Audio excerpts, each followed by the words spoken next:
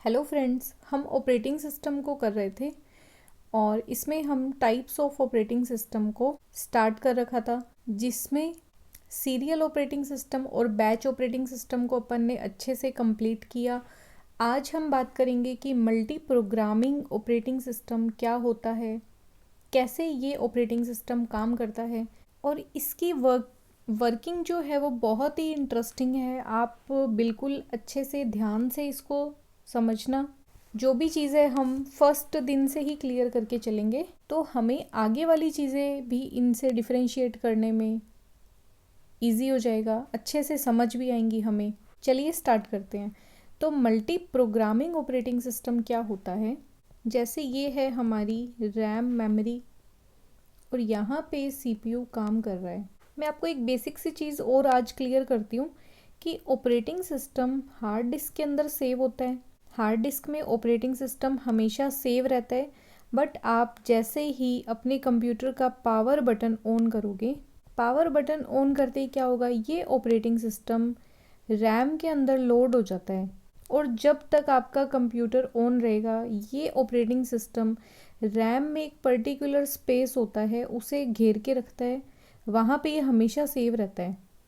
और जैसे ही कंप्यूटर को आपने बंद किया, स्विच ऑफ करते ही क्या होगा, ऑपरेटिंग सिस्टम यहाँ से डिलीट हो जाएगा।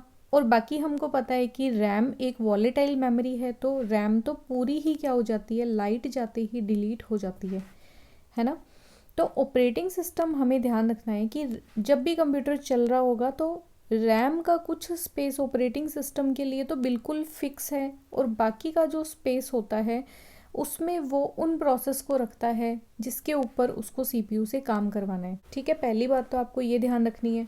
और मल्टी प्रोग्रामिंग ऑपरेटिंग सिस्टम कौन से होते हैं? जो एक बार में मल्टीपल प्रोग्राम्स को करने में या मल्टीपल प्रोग्राम को एग्जीक्यूट करने में कैपेबल हो। अब ये ऐसा क्या ऑपरेटिंग सिस्टम हो गया कि भाई ये मल्टीपल प्रोग्राम को कर सकता है या किस तरह से ये प्रोग्राम को एग्जीक्यूट करता है? इसमें आप ध्यान रखना कि प्रोसेस जो भी एक सीपीयू के पास जाएगी, जैसे P2 प्रोसेस, और एग्जैक्टली P2 प्रोसेस क्या थी कि यूज़र ने प्रिंट दिए थे 5000 पेज, उसे P2 प्रोसेस कंप्लीट करना चाह रही थी और वो प्रोसेस शेड्यूलर ने भेज दी सीपीयू के पास। अब जैसे ही P2 प्रोसेस को रन करना शुरू किया तो इसे तो सिर्फ एक ही कमांड चाहिए, प्रिंट की, और कमांड प्रिंट की देते ही जो प्रोसेसर है उसका काम तो पूरा हो गया। ये रिक्वेस्ट कहाँ पे चली गई, हमारे प्रिंटर के पास चली गई और प्रिंटर ने इसके पेज निकालने शुरू कर दिए। तो अभी तक की पीछे वाली जो प्रोसेस की बात करें, बैच ऑपरेटिंग सिस्टम था या सीरियल ऑपरेटिंग सिस्टम था, उसमें सीपीयू है ना खाली बैठ जाता था कि ठीक है अब ये प्रोसेस जब कंप्लीट हो जाएगी तब मैं अगली प्रोसेस को एग्जीक्यूट करूँगा, है ना। बट ये थोड़ा एडवांस वर्जन है। मल्टी प्रोग्रामिंग में सीपीयू जैसे ही ये देखेगा कि अब मेरा काम तो कोई नहीं बचा और अब ये काम तो प्रिंटर का है, तो वो P2 प्रोसेस जो है वो प्रिंटर को कमांड देकर अगली प्रोसेस को क्या करेगा, रैम से फैच कर लेगा। अब मान लेते हैं कि प्रोसेस आ गई P3 और P3 प्रोसेस के ऊपर सीपीयू काम करना स्टार्ट कर देगा। P3 प्रोसेस मान लेते हैं कि कोई 2 या 3 पेज प्रिंट करने की थी, तो P3 प्रोसेस को सीपीयू ने कंप्लीट कर दिया। और प्रिंटिंग की अगर कोई कमांड है तो आप ये देखो कि P3 प्रोसेस की जो कमांड है वो P2 के बाद में जाके प्रिंटर के ऊपर सेव हो गई। और प्रिंटर किसी भी इंस्ट्रक्शन को सेव करने के लिए कौन सा ऑप्शन यूज़ करता है? प्रिंटर यूज़ करता है स्पूलिंग मेथड को। स्पूलिंग क्या होता है? प्रिंटर अपने पास मेमोरी में एक क्यू बना लेगा, एक लाइन बना लेगा कि पहले कमांड किसने दी, P2 ने, तो पहले सबसे पहले P2 की कमांड, P2 के जितने भी पेज हैं, 5000 पेज हो चाहे 10,000 पेज हो, वो प्रिंट होंगे। फिर मैं किसकी कमांड लूँगा, P3 की। अगर फिर बाद में भी कोई कमांड आएगी तो वो इस तरह से लाइन में लगती रहेगी, ठीक है।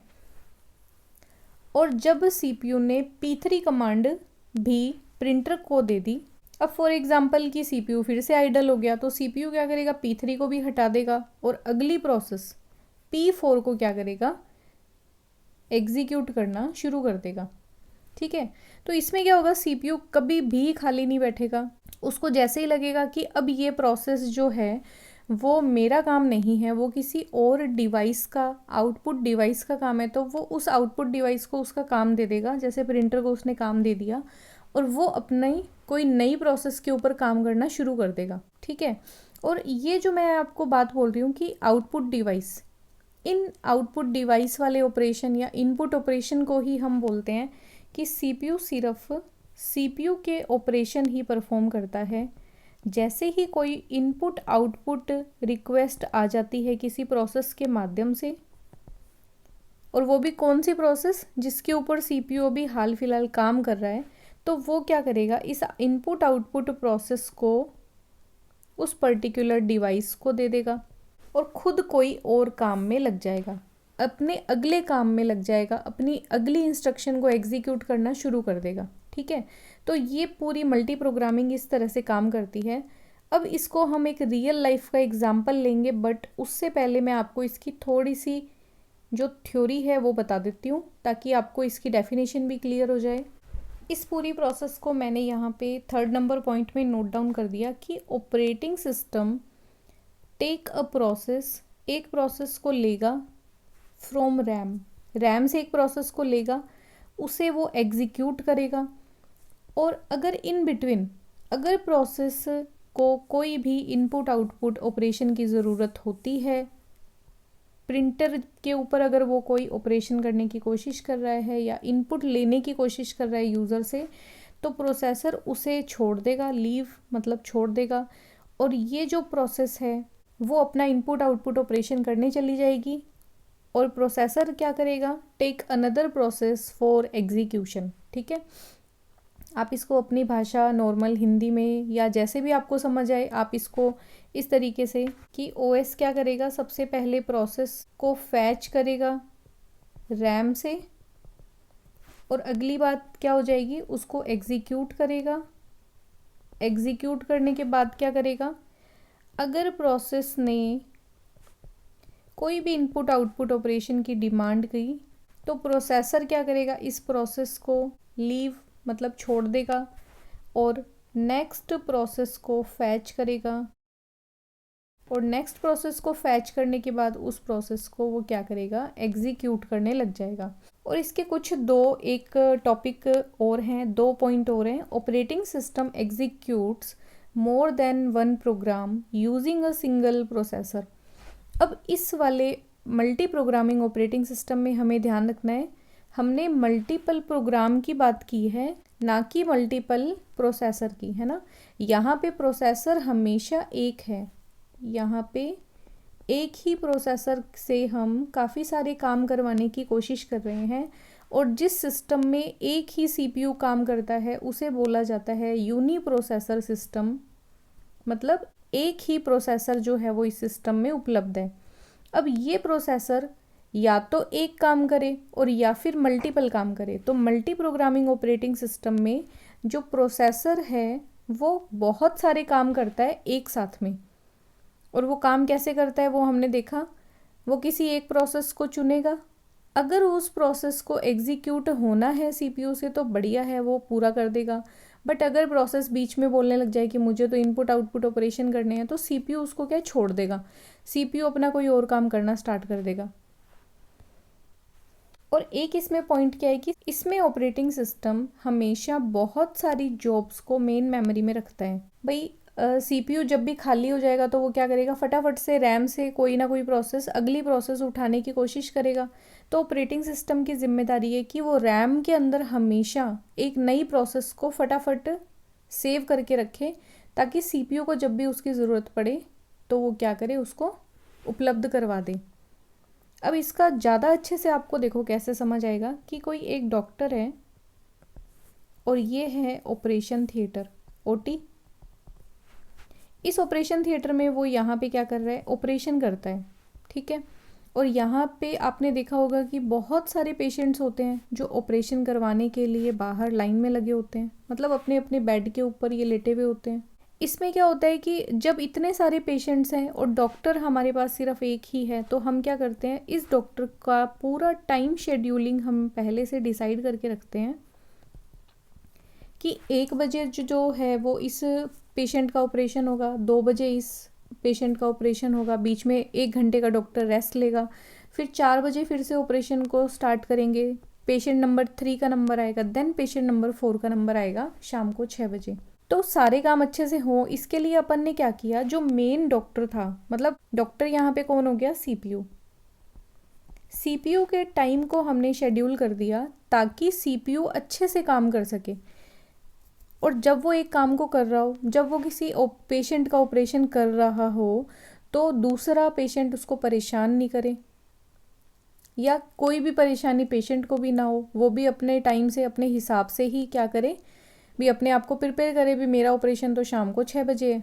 अब इसमें अपने देखते हैं कि जैसे पेशेंट नंबर 1 जो है वो सुबह वो 1 बजे ऑपरेशन थिएटर में लाया गया और इस बेड के ऊपर उसको लिटा दिया। पेशेंट तो ऑपरेशन के लिए रेडी था, बट किसी कंडीशन से उसका ब्लड प्रेशर हाई हो गया या उसका शुगर कंट्रोल में नहीं आ रहा था, तो डॉक्टर ने इस पेशेंट के ऊपर ऑपरेशन करने से मना कर दिया। इसने ये बोला कि आपका ऑपरेशन जो है वो तब होगा जब आप नॉर्मल हो जाओगे। इस पेशेंट को क्या किया कि वापस से बाहर नॉर्मल वेटिंग रूम में इसके बेड के ऊपर इसको लिटा दिया और इसको कुछ मेडिसिन दी ताकि ये नॉर्मल हो जाए। अब डॉक्टर क्या खाली थोड़ी ना बैठा रहेगा, डॉक्टर क्या करेगा, अगले पेशेंट को लेगा और उसका ऑपरेशन करना शुरू कर देगा, P2 का। तो P2 का टाइम तो दिया हुआ था 2 बजे का, बट उसका नंबर कब आ गया, 1:30 पे जैसे मान लेते हैं कि उसका नंबर आ गया। इस बीच में P2 का ऑपरेशन बढ़िया सक्सेसफुल हो गया, ठीक है। P2 को वापस से इसके बेड पे लिटा दिया। अब डॉक्टर ने P3 को ले लिया और P3 का जब ऑपरेशन हो रहा था उस टाइम पे P1 की सिचुएशन नॉर्मल हो गई। नॉर्मल होते ही डॉक्टर को सूचना दे दी कि भाई पेशेंट नॉर्मल हो गया। तो डॉक्टर क्या करेगा कि P3 का ऑपरेशन पूरा होते ही P3 को तो बाहर भेज देगा, इस पर वो किसका ऑपरेशन करेगा, P1 का। यहाँ पे अब P1 का ऑपरेशन किया जाएगा। ऑपरेशन जैसे इसने पूरा कर दिया, P1 वापस अपनी जगह पे चला गया और फिर डॉक्टर क्या करेगा, P4 का ऑपरेशन करेगा और उसे भी क्या करेगा, वापस अपने वार्ड में भेज देगा, ठीक है। तो ये बिल्कुल लाइव एग्जाम्पल है, हमें और अच्छे से बातें समझ आ जाएंगी कि कैसे अगर कोई प्रोसेस किसी स्थिति में नॉर्मल नहीं है, उसको कोई और काम है। अब जैसे ये पेशेंट था, इसको काम कोई और हो गए ना कि वो अपनी सिचुएशन को थोड़ा नॉर्मल करे, अपना शुगर है वो कंट्रोल करे, या कोई और मेडिसिन जब तक उसकी असर नहीं होती तब तक हमें क्या करना है, वेट करना है। और वेट करने के बाद जैसे ही वो रेडी हुआ तो सीपीयू ने भी उसको रिस्पॉन्स दिया कि ठीक है, आप अगर अब नॉर्मल हो, आपकी स्थिति अब बस सही है, तो अब आपका नेक्स्ट ऑपरेशन आपका ही किया जाएगा। सेम प्रोसेस जो है वो कंप्यूटर हैंडल करता है। कंप्यूटर में भी यही प्रोसेस एग्जैक्टली फॉलो की जाती है। यहाँ पे P से हम दिखाते हैं प्रोसेस को। डॉक्टर है हमारा कौन, CPU। अब मल्टी प्रोग्रामिंग ऑपरेटिंग सिस्टम में हमें सबसे ज़्यादा जो मेन दिक्कत आती है वो आती है कि हमें CPU के टाइम का यूटिलाइजेशन करना होता है। और इसके टाइम का यूटिलाइजेशन करने के लिए आपको पता है कि इसको बार बार प्रोसेस चाहिए। जैसे ही कोई खाली होगा वैसे ही वो नई प्रोसेस की डिमांड करेगा, तो ऑलरेडी रैम के अंदर हमें प्रोसेस को रखनी पड़ेगी। और प्रोसेस को रखने के लिए आपको मैंने पीछे जैसे एक बार बताया था कि प्रोसेस को शेड्यूल करना पड़ेगा, कौन सी प्रोसेस कब जाएगी, तो शेड्यूलर भी चाहिए। तो यहाँ पे हमारे पास एक अलग हेडेक हो जाती है कि हम CPU के टाइम का भी यूटिलाइजेशन करें और साथ में CPU की शेड्यूलिंग भी हम करें कि CPU का टाइम किसको दिया जाएगा, वो भी शेड्यूल करना बहुत ज़रूरी है ना। ये हमारे ऊपर एक अलग से बर्डन है, स्ट्रक्चर थोड़ा कॉम्प्लेक्स है, ठीक है। इसमें हम CPU का अच्छे से यूटिलाइजेशन कर रहे हैं, बट जहाँ पे बेनिफिट होते हैं वहाँ पे ड्रॉबैक भी हैं, ठीक है। तो आपको मल्टी प्रोग्रामिंग को समझने के लिए ये तीनों पॉइंट क्लियर होने चाहिए। कैसे मल्टी प्रोग्रामिंग की जाती है, CPU तो एक है, सिंगल प्रोसेसर है, बट वो एक प्रोसेसर ही मल्टीपल टास्क को करता रहता है। कभी भी CPU इस स्थिति में खाली नहीं बैठता। और नंबर 3 पे हमने बात की कि मेन मेमोरी में ऑपरेटिंग सिस्टम को बहुत सारी प्रोसेस को ऑलरेडी रखना पड़ता है ताकि CPU को वेट ना करना पड़े। हम इसके एडवांटेज और डिसएडवांटेज की भी बात करेंगे। देखो एडवांटेज क्या है कि आपने CPU का यूटिलाइजेशन जो था, अभी तक की जितनी भी प्रोसेस थी जितने भी टाइप के अपने ने ऑपरेटिंग सिस्टम देखे वहाँ पे हमने बात की थी कि सीपीयू का अच्छे से यूटिलाइजेशन नहीं हो रहा था, बट यहाँ पे हमने सीपीयू का यूटिलाइजेशन मैक्सिमम कर लिया। आपने देखा कि जैसे सीपीयू तो यहाँ खाली बैठेगा ही नहीं, वो जैसे ही एक काम को ख़त्म करेगा दूसरा काम उसके लिए तैयार है। तो मैक्सिमम सीपीयू यूटिलाइजेशन हमने यहाँ पे किया।